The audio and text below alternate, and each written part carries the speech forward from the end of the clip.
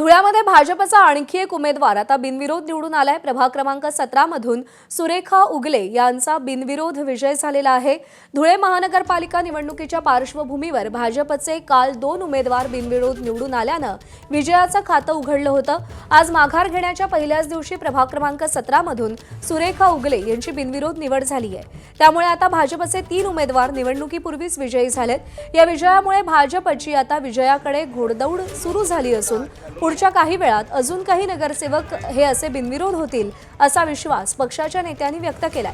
धुळे महानगरपालिकेत महिला राज्य येणार असल्याची प्रतिक्रिया देखील आता भाजपमधून व्यक्त होऊ लागली असून सुरेखा उगले यांच्या विरोधात उभ्या असलेल्या अपक्ष उमेदवार रेखा बगदे यांनी माघार घेतल्यामुळे आता बिनविरोध निवड झाली आहे।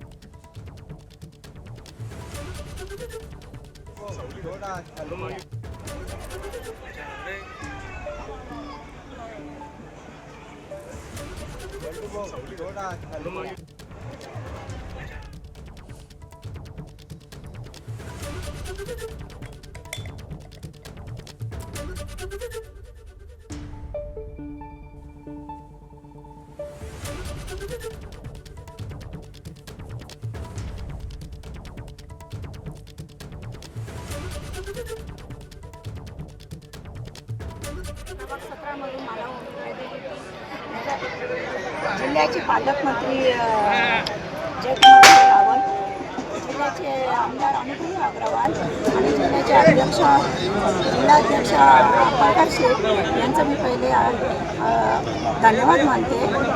आणि माझी आज बिनविरोधपदी निवड झालेली आहे। मी याच्या सर्व श्रेय माझे पती चंद्रकांत उगले रावसाहेब यांचं श्रेय आहे। माझ्या पतीचं माझ्या मागे खूप मोठं पाठबळ आहे।